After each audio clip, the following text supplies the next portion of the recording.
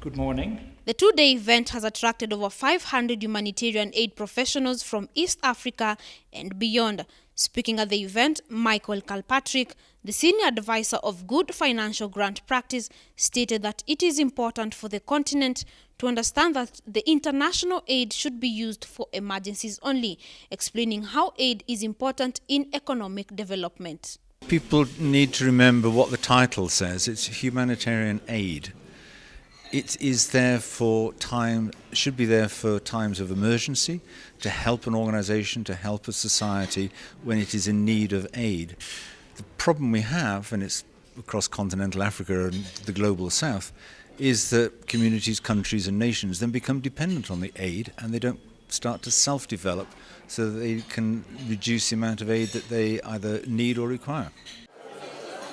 He also stated that there is the need to focus on building capacity for the nations instead of always depending on aid if at all sustainable economic development is to be achieved. The aid they're receiving, okay, they might get it next month, they might get it next year, but there's absolutely no guarantee they'll be receiving it in a few years from now, or in 5 years from now, or 10 years from now. And this continent has got to stop being dependent on international aid as an alternative to developing its own economic sort of vibrancy. And therefore any organisation receiving international aid has to build its capacities and capabilities to become financially self-sufficient. It's a bit difficult. Also present at the conference was Jennifer Ian Juby, the Global Director of Technologies at the 1 Acre Fund, spoke on how the emerging and already existing technologies are working towards meeting the SDGs in the 2030 agenda. So I think there's a lot of opportunity for technology to be used to support all of the activities that go into building our communities as well as the SDGs, because they go hand in hand. Particularly, it's how you think about programs that are at scale. If you're looking at a 1 Acre Fund, we serve almost 700,000 farmers, small-scale farmers. In order to do that, we can't use pen and paper, we must use technology. And so we must use technology in our operations and how we handle our operations, but also in how we interact with our farmers. What's of particular interest is that it's not just about any technology, it's about technology that they are capable of using and are capable of accessing.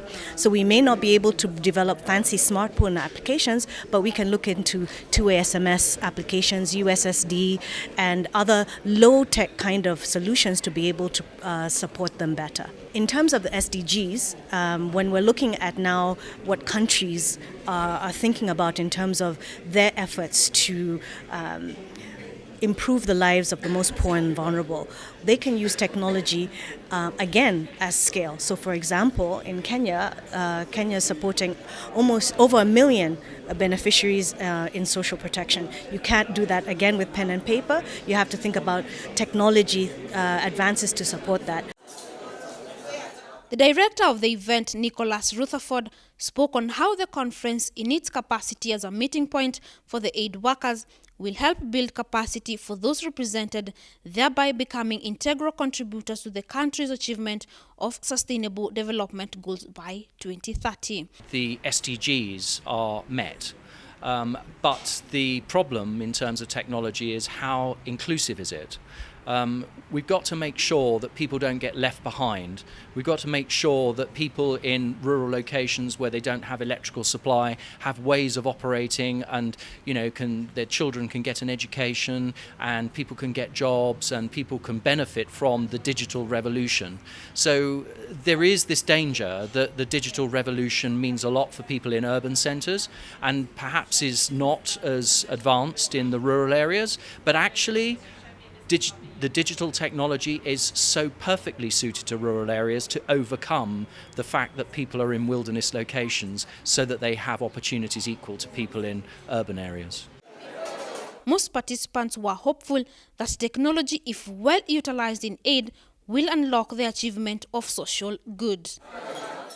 Even as the country continues to enjoy aid, it is imperative for stakeholders to turn this aid into sustainable development by harnessing the power of technology.